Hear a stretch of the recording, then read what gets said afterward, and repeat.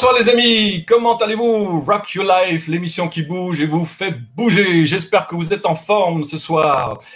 Alors ce soir, comme tous les soirs, une invitée en l'occurrence ce soir, et nous allons parler de la bienveillance. Alors ce matin, j'ai lu un post sur un réseau social professionnel où un ami conférencier disait qu'il allait jeter un pavé dans la mare et il écrivait après en disant qu'il reçoit des propositions sur les formations en management de bienveillance. Et il disait, quelle blague! Alors, je lui ai répondu, quand on jette un pavé dans la mare, eh ben, ça rend l'eau trouble. Donc, peut-être que ce soir, nous allons un peu clarifier ce qu'on entend par bienveillance. Et pour ce faire, eh bien, nous allons accueillir une spécialiste dans ce domaine. Elle accompagne les personnes aussi bien professionnellement que personnellement. Il s'agit de Déborah Dos-Kluger. Je vous prie d'accueillir Déborah Dos-Kluger. Bonsoir, Déborah. Bonsoir, Francis. Bonsoir, tout le monde. Comment vas-tu? Très, très bien. Je te remercie. Et toi, comment vas-tu? Eh ben, merci. Moi, je vais bien. Et merci de prendre soin de moi. C'est peut-être ça le sujet, la bienveillance, c'est ça? Ça commence comme ça, oui. Oui, oui. Ça commence comme ça. Alors, dans ta présentation, je fais toujours des présentations courtes et je laisse toujours à mon invité la possibilité de rajouter des éléments importants concernant ta présentation. Qu'est-ce que tu as envie de rajouter? Alors, ce que tu as dit est très bien. Je fais des accompagnements en parcours de vie personnel et professionnel. Donc, les personnes viennent me voir quand elles ont besoin de passer un cap, que ce soit un cap émotionnel ou autre. D'accord. Alors, pourquoi tu as choisi ce thème de la bienveillance ce soir pour parler avec nous sur ça? Alors, je me suis aperçue depuis que je travaille en cabinet, depuis que je fais de la thérapie, que finalement, c'est la première chose qui peut parfois manquer aux personnes que j'accompagne. Et effectivement, à force de m'en apercevoir, je me suis dit, on va travailler là-dessus. Et puis, quand tu m'as parlé d'un sujet, eh bien, c'est venu spontanément. Très bien. Alors, quand tu dis première chose qui manque aux personnes, mais déjà, il faut savoir ce que ça veut dire, bienveillance. Exactement. Alors, dans un premier temps, moi, j'aime bien couper le mot. Je vais dire d'abord bien et ensuite veillance. C'est-à-dire veiller bien sur quelque chose ou sur quelqu'un, ou alors veiller au bien de quelque chose ou quelqu'un. Quelque chose et quelqu'un. On peut dire ou et. Et ça, je trouve que c'est très important de le garder en tête. Alors, si les personnes viennent te voir pour cette notion de bienveillance, c'est veiller au bien de qui? Alors, très bonne question. Effectivement, c'est la première question à laquelle les personnes vont répondre. Et moi, je pense que la première bienveillance doit être envers soi-même.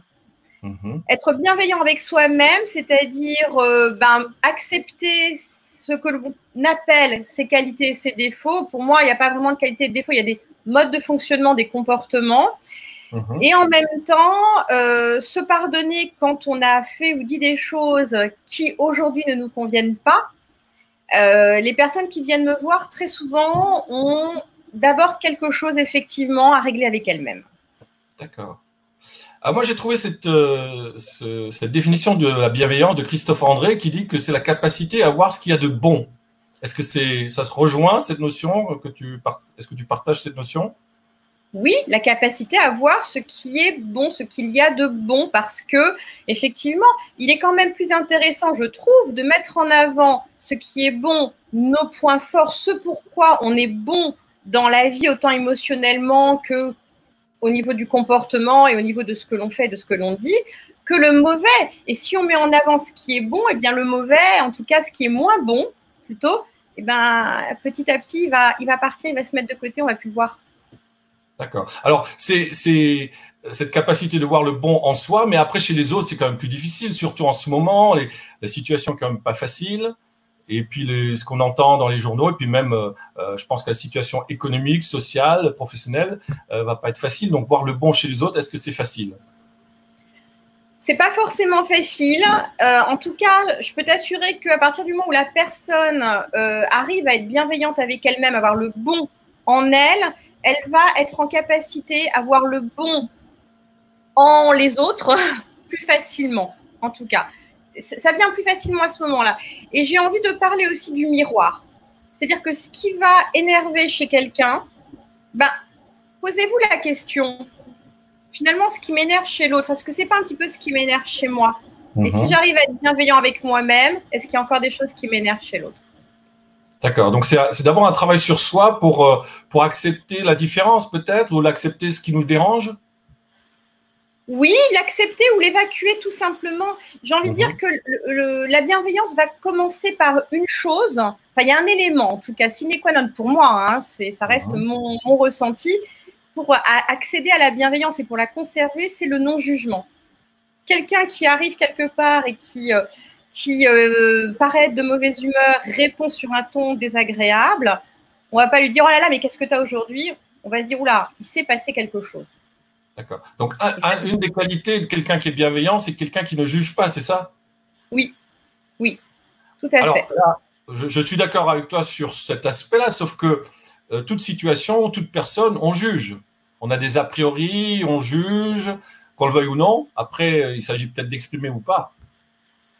C'est ça aussi, on va avoir des a priori et des jugements qui viennent de nos paradigmes, qui viennent de notre culture, qui viennent de notre éducation, de plein de choses. Et en même temps, on peut les mettre de côté dans une petite boîte en disant voilà, c'est là. Et si cette personne m'a mal répondu ou a mal agi, ben c'est qu'il s'est certainement ou peut-être passé quelque chose dans sa vie, dans les secondes qui ont précédé, que je n'ai pas vu. Il y a des choses que je ne connais pas, que je ne vois pas. Et donc, cette bienveillance qui va passer par ce non-jugement, bah, c'est de se dire, il lui est arrivé quelque chose pour que cette personne agisse de la sorte. D'accord. Alors, est-ce qu'on va être bienveillant? Je vais diffuser un message de Charlie qui nous dit que la bienveillance est la surveillance du bonheur d'autrui. Ça rejoint un peu ça. C'est beau. C'est une belle définition. Merci, Charlie. Oui, alors, la question qui se pose, c'est comment développer cette bienveillance, parce que c'est quand même pas facile. Encore une fois, on l'a vu, c'est pas facile la situation. Et puis si les personnes viennent, c'est parce qu'elles ont déjà besoin de travailler sur soi-même. Mais comment ça se manifeste dans le quotidien? Comment est-ce qu'on peut être bienveillant? Alors, on a compris, il faut pas avoir de jugement ou les mettre un peu de côté. Mais quel comportement doit-on adopter pour être dans la bienveillance? Alors déjà, quand quelque chose nous dérange, quand on va être énervé par le comportement d'une personne ou de ce que l'on voit, se dire finalement cette émotion d'énervement, de colère ou autre qui est désagréable, c'est pas une émotion super sympa à avoir à l'intérieur de soi quand même. Par quoi je voudrais la remplacer? Qu'est-ce que je voudrais à la place?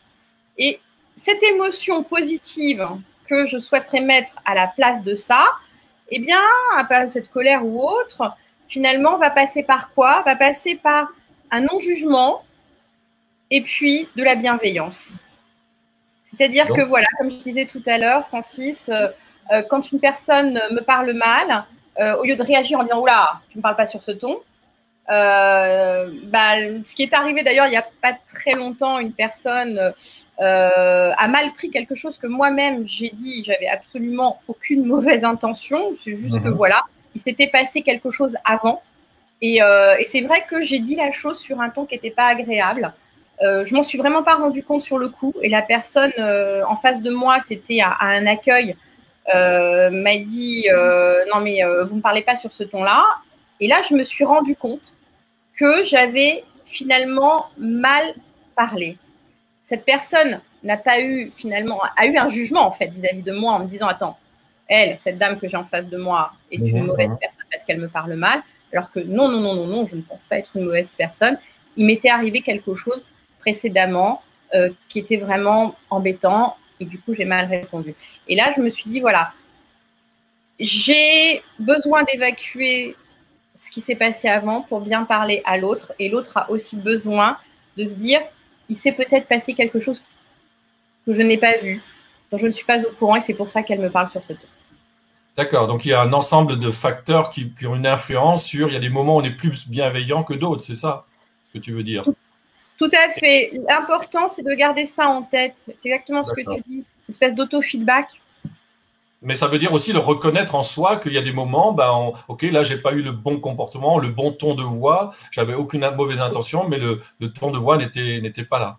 Hein. Oui, tout à fait. Le reconnaître, quand je parle d'auto-feedback, c'est ça. C'est vraiment se dire comment je fais la prochaine fois. D'accord, très bien. Donc, alors, comment ça t'est venu cette notion de travailler sur la bienveillance? Pourquoi ce sujet? Alors, ça m'est venu petit à petit. Hein, c'est-à-dire que en cabinet, depuis que je consulte, ça fait plus de 5 ans maintenant.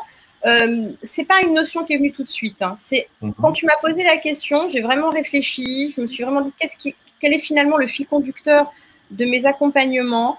Et il n'y a pas que la bienveillance, il y en a d'autres aussi. Et en tout cas, c'est quand même celui-ci qui est ressorti en premier. Et vraiment bienveillant pour soi-même d'abord. Alors aujourd'hui, j'ai 2 amis, j'ai l'impression qu'ils étaient bienveillants avec moi. J'ai déjà un ami, aujourd'hui, il m'a envoyé une carte postale, je voudrais la montrer, une carte postale où il y a des photos, je suis dessus, et derrière avec un message sympa pour garder le contact physique. Donc je le salue, il s'agit de Pascal Ferniaud, et qui sera un des invités prochainement. Et j'ai trouvé ça comme geste vraiment très sympa, plutôt qu'un mail ou un petit SMS. Et un deuxième ami qui m'a offert quelque chose, je ne sais pas si on a le droit de le montrer à la télé. Voilà, à boire avec modération. Donc les 2 cadeaux sont arrivés le même jour. C'est ça de la bienveillance aussi? Oui, c'est penser à l'autre et puis peut-être même rire en avance de ce qui va se passer quand, voilà, typiquement quand je t'ai envoyé le colis. Déjà, ça a été toute une histoire parce que j'avais pas de papier bulle pour l'emballer, il fallait pas que ça casse. La dame à la poste, elle m'a regardé avec des yeux comme ça. Voilà, et puis elle avait plus de colis spécial. Tu as donné beaucoup d'efforts pour me faire un cadeau, en tout cas. Alors, il y a une question de Cajoline, je vais l'impressionner, oui. la projeter. Sous couvert de bienveillance, on finit par se faire bouffer. Certaines personnes en profitent. Il faut aussi savoir se défendre car il y a des couleuvres dures à digérer. Qu'est-ce que tu as envie de dire à Cajoline? Cajoline, bienveillance est complètement différent de benette. Voilà, disons le mot clairement. Okay. On peut être bienveillant sans se faire bouffer, Cajoline. C'est tout à fait possible. Il y a des moments où effectivement, même si une personne ne nous convient pas dans son comportement, on peut se dire, voilà, cette personne a un comportement qui ne me convient pas, je m'éloigne de cette personne pour ne pas me faire bouffer. Pour autant, on peut rester bienveillant vis-à-vis de la personne en se disant, si cette personne a ce comportement-là, c'est qu'il s'est passé des choses dans sa vie. Et si ça ne nous convient pas, on s'éloigne et on ne se fait pas bouffer. Oui, il me semble que Christophe André, il donne différents degrés de bienveillance. Hein. Il y a la bienveillance facile, quand tout va bien, avec les amis, la famille. Il y a la bienveillance malgré que l'autre, il y a des choses qui ne nous plaisent pas trop. Et puis après, il va à un stade supérieur qui est la bienveillance inconditionnelle, où vraiment, malgré que l'autre ait un comportement qui peut ne pas nous convenir, mais là, il s'agit ensuite peut-être de se protéger soi. Et c'est là qu'on revient à cette notion de bienveillance par rapport à soi. Exactement. C'est pour ça que ça commence là. Tu as raison. Voilà. Ben, merci Cajoline pour la question. Et oui, alors, comment est-ce qu'on peut te trouver? Donc, tu as un cabinet et comment est-ce qu'on peut te trouver pour bénéficier de ta bienveillance? Alors, sur Google, vous tapez mon nom, Déborah Dos-Kluger Hypnose. C'est l'un des outils que j'utilise. Ou Catnum. Ou. Mon cabinet à Catnum, c'est ça que tu veux dire? Oui, mon cabinet est à Catnum. Où vous allez, je suis sur LinkedIn aussi, je suis sur Facebook, Déborah Dos-Kluger. Et mon site s'appelle, en un mot tout attaché, pourallerdelavant.com. Pour aller de l'avant, très bien. Alors, pour terminer, peut-être un mot de la fin, avant que nous écoutions notre coach habituel. Oui, tu m'as demandé de préparer ce mot de la fin, Francis. Et au départ, je me suis dit, trop facile. Et en fait, non, trop pas facile. Trop pas facile. Parce que pour moi, la bienveillance, c'est quelque chose de permanent. C'est pas parce qu'on a compris une fois ce que c'est, comment ça fonctionne. C'est pas parce qu'on l'a ressenti une fois que finalement, c'est bon, c'est acquis. C'est tout le temps. Je me pose la question en permanence. Est-ce que là, j'ai été bienveillante? Est-ce que j'ai envie de l'être? Il y a des moments, j'ai pas forcément envie, ni la force, ni le courage de l'être. Parce que par moments, ça demande du courage aussi d'être bienveillant.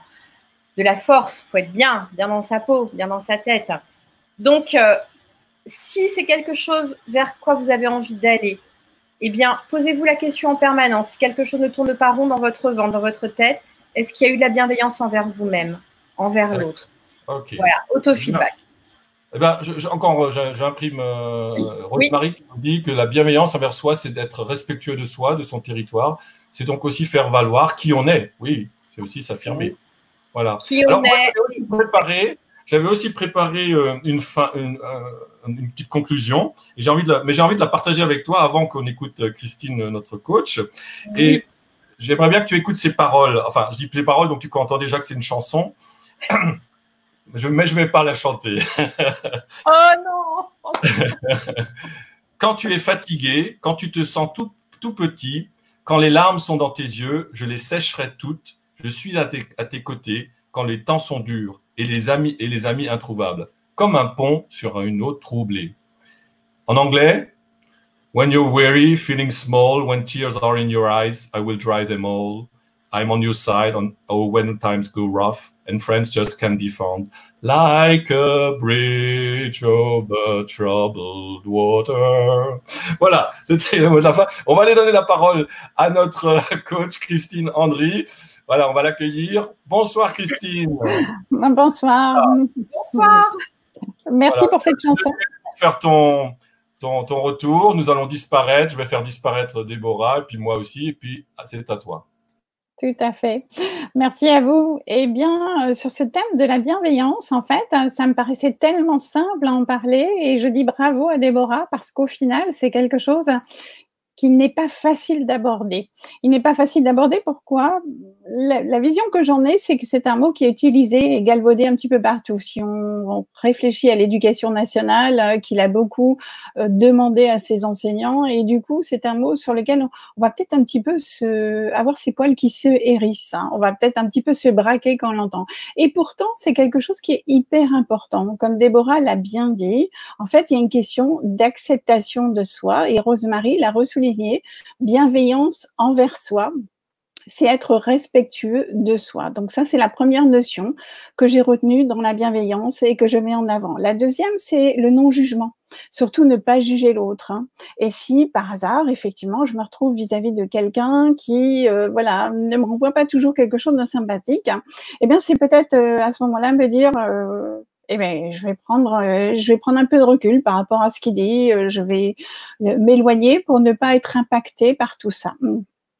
Et il y a une notion aussi importante que j'ai retenue, c'est la notion d'émotion. En fait, la notion d'émotion, elle intervient beaucoup dans tout ça parce que ce qui nous fait souffrir, ce n'est pas tant l'événement en lui-même, hein, mais plutôt la charge émotionnelle qu'on va y mettre. Et donc, dans la bienveillance, c'est un petit peu ça. Si on met trop de charge émotionnelle, lorsqu'une personne va nous renvoyer quelque chose, eh bien, ça va être compliqué pour nous de l'entendre. Donc, c'est là où on rejoint le fait, est-ce que j'ai envie d'être bienveillant ou pas, et quelle est l'émotion du moment. La dernière chose que je voudrais partager avec vous, et c'est l'écoute, hein, c'est ce mot que j'ai entendu, écouter l'autre, écouter ce qu'il a à dire, et je pense que c'est hyper important d'écouter par rapport à la bienveillance. Hein. Voilà ce que j'avais envie de partager avec vous pour ce soir et ce dernier jour de la semaine. Merci Christine, pour ce retour. Déborah, peut-être un commentaire par rapport à ce que tu viens d'entendre? Merci Christine, parce que tu dis avec des mots très clairs ce que j'ai parfois du mal à exprimer tout aussi clairement. Donc merci, parce que je me retrouve complètement dans ce que tu viens de dire. Et waouh. Merci à toi, une bonne séance de coaching en direct donc. Bon, merci beaucoup à vous deux. Merci beaucoup, Déborah, d'avoir accepté mon invitation. Je te dis au revoir. Au revoir, Francis, et merci d'être là. Au revoir, Déborah. Au revoir, Francis. Je vais parfois un peu trop vite. Christine, je peux disparaître aussi. Alors, merci beaucoup pour ton retour. Au revoir. Au revoir. Voilà, chers amis, nous arrivons à la fin de cette émission, de ce live. C'est la fin de la semaine, on est vendredi. Eh bien, la semaine prochaine, le live continue. Le thème de lundi soir, ce sera la résilience. Pour le week-end, il y aura toujours la version lucidité, la version cool. Enfin, uniquement samedi. Mais rassurez-vous, il y a une charade pour le samedi et une énigme pour le dimanche. Donc, et lundi, donc je ne l'ai pas dit, sur le thème de la résilience, nous allons avoir comme personne, comme invité, Rachel Galerne. Donc, chers amis, taguez vos amis, abonnez-vous à ma chaîne YouTube, et likez et partagez l'information. Et si vous avez envie de venir à mon émission, il y a une seule condition, c'est d'avoir un thème et de préférence optimiste, positif ou utile. Eh bien, chers amis, je vous dis bonsoir, à très bientôt, prenez soin de vous et je vous embrasse.